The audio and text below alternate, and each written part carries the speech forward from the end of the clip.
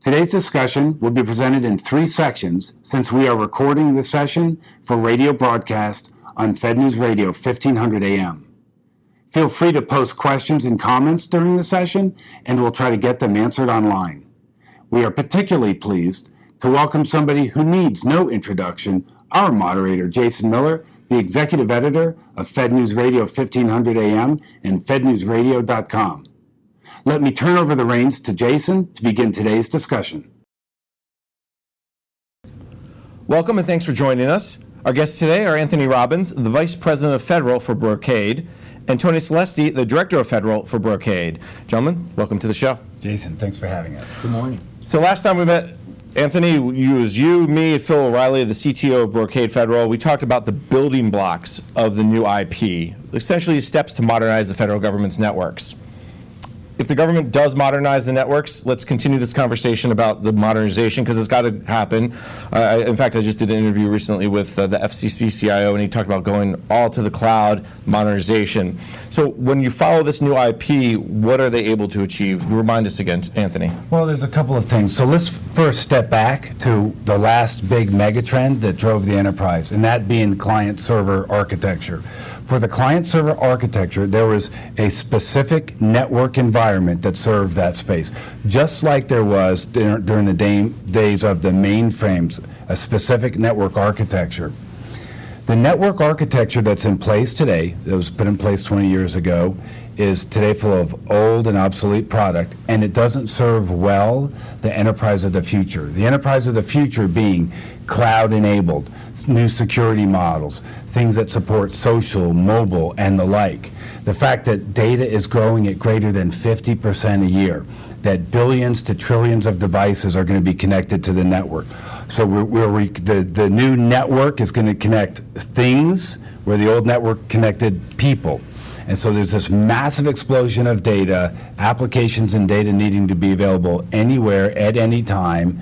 And yesterday's network is not going to serve tomorrow's enterprise. Thus, the new IP is a frame of reference for us that we're bringing forward on how we actually get our customers there.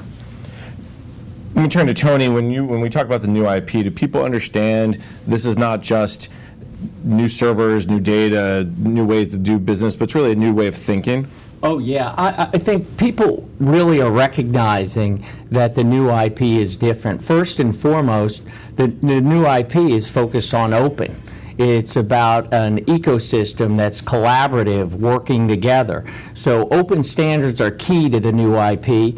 And we recently did a market survey, and 91% of people recognize that open standards are key to the new IP. That's fascinating, 91%. Now, when we talk open standards, people automatically think open source. Now, they're not necessarily one and the same.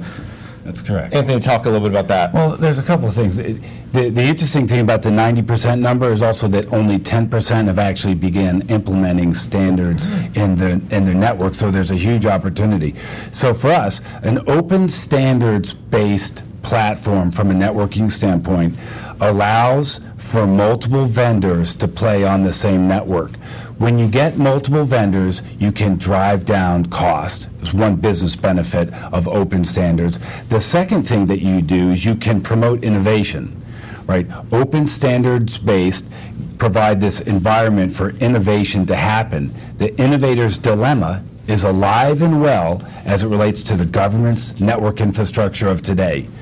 Our goal is to change that, and when we do, we will find that our customers will have more agile, more simplified, and more secure networking at lower cost and better serve their customers.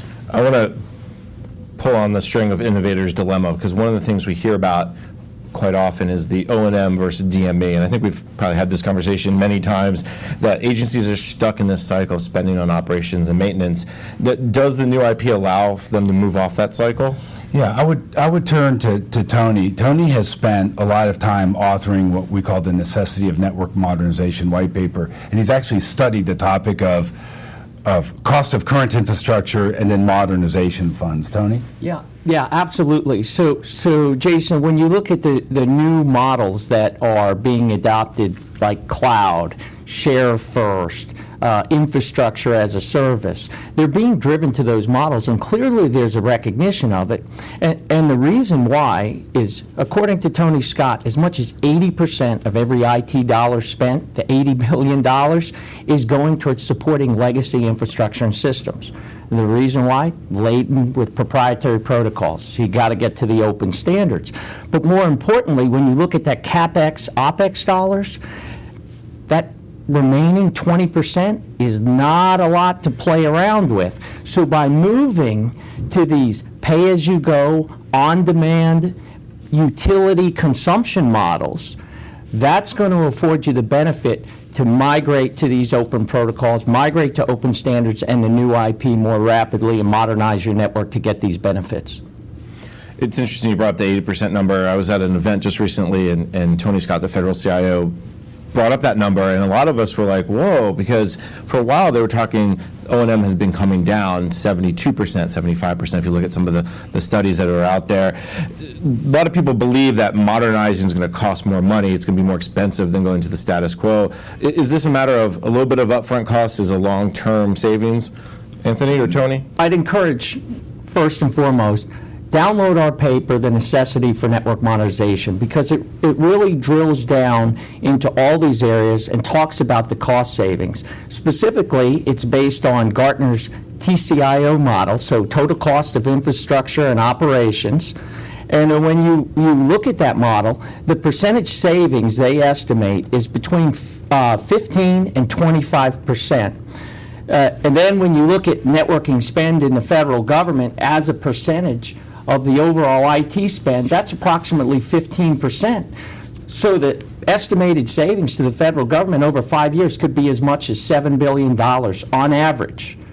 And if you took the most conservative view of that, just the 15%, that's $1 billion a year in savings to the federal government. And that's, as they say in the DoD, that's now you're talking real money. Oh, absolutely. Well, let's take a quick break. When we come back, we can delve more into the new IP. You're listening to Debunking the Myths of Network Modernization, sponsored by Brocade on federalnewsradio.com and 1500 AM.